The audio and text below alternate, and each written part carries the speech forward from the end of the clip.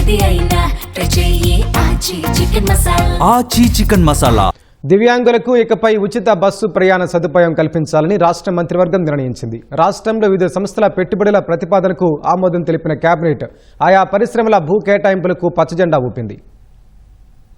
సచివాలయంలో సీఎం చంద్రబాబు అధ్యక్షతన సమావేశమైన మంత్రివర్గం దాదాపు 57 అంశాలకు ఆమోదముద్ర వేసింది. స్త్రీశక్తి పథకం కింద మహిళలకు ఉచిత బస్సు ప్రయాణ సౌకర్యం తరహాలోనే 40% అంతకంటే ఎక్కువ వైకల్యం ఉన్నవారికి 5 రకాల బస్సుల్లో ఉచిత ప్రయాణ సదుపాయం కల్పించాలని నిర్ణయించింది. స్త్రీశక్తి పథకం వర్తించని బస్సుల్లో ఇప్పటికే అమల్లో ఉన్న 50% రాయితీ కొనసాగనుంది. 2014-19 మధ్య నీరు చెట్టు పనులకు సంబంధించి అటవీ శాఖ అధికారులు, జలవనరుల శాఖ ఇంజనీర్లు, జన్మభూమి కమిటీ సభ్యులు, ఇతర సంస్థలపై వైసీపీ హయాంలో పెట్టిన క్రిమినల్ కేసులను కక్ష సాధింపుగా పరిగణించి కేబినెట్ వాటిని ఉపసంహరించింది. ఉన్నత విద్య, నైపుణ్యాభివృద్ది శిక్షణ శాఖల పునర్వ్యవస్థీకరణ ప్రతిపాదనకు ఆమోదం తెలిపింది. కొత్తగా సైన్స్, టెక్నాలజీ అండ్ ఇన్నోవేషన్ విభాగాన్ని ఏర్పాటు చేసింది. ప్రస్తుతమున్న పర్యావరణం, అటవీ, శాస్త్ర, సాంకేతిక శాఖ పేరును పర్యావరణం, అటవీ శాఖగా మార్పు చేసింది. మోటార్ వాహనాల రిజిస్ట్రేషన్ సమయంలో చెల్లించే లైఫ్ ట్యాక్స్ పై 10% అదనపు పన్నుని రోడ్డు సేఫ్టీ సెస్ పేరుతో విధించేందుకు వీలుగా అసెంబ్లీలో చట్ట సవరణ బిల్లు ప్రవేశపెట్టేందుకు అంగీకరించింది.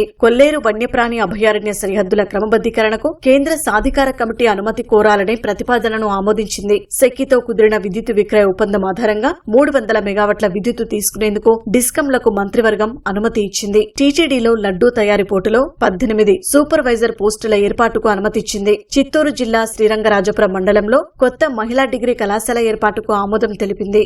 ఇక ఈ నెల 18న రాష్ట్ర పెట్టుబడుల ప్రోత్సాహక బోర్డు SIPB ఆమోదించిన పెట్టుబడుల ప్రతిపాదనకు కేబినెట్ ఆమోదముద్ర వేసింది. విశాఖలో 1000 మెగావాట్ల AI డేటా సెంటర్ కి అదాని ఇన్ఫ్రా ఇండియా లిమిటెడ్ ను ఆథరైజ్డ్ నోటిఫైడ్ భాగస్వామిగా పరిగణించాలని గూగుల్ అనుబంధ సంస్థ Raiden Infotech India private limited చేసిన విజ్ఞప్తికి ఆమోదం తెలిపింది. అనకాపల్లి జిల్లా రాంబిల్లి వద్ద 16 గిగావాట్స్ పర్ అవర్ సామర్థ్యంతో వారి ఎనర్జీ ఏర్పాటు చేసే లిథియం అయాన్సెల్ గిగా ఫ్యాక్టరీ ఏర్పాటుకు 300 ఎకరాలు ప్రత్యేక ప్రోత్సాహకాలివ్వాలని నిర్ణయించింది. ఓర్వకల్లు మండలం గుత్తపాడు క్లస్టర్లో సింథటిక్ ఆర్గానిక్ కెమికల్స్, APIల తయారీ యూనిట్ ఏర్పాటు చేసే సిగాచి ఇండస్ట్రీస్ సంస్థకు ప్రత్యేక ప్రోత్సాహకాలు ఇచ్చేందుకు అంగీకారం తెలిపింది. విశాఖ జిల్లా తర్లువాడలో advanced system and package technology సంస్థ ప్రతిపాదించిన outsourced semiconductor assembly and test facility ఏర్పాటుకు ఆమోదముద్ర వేసింది.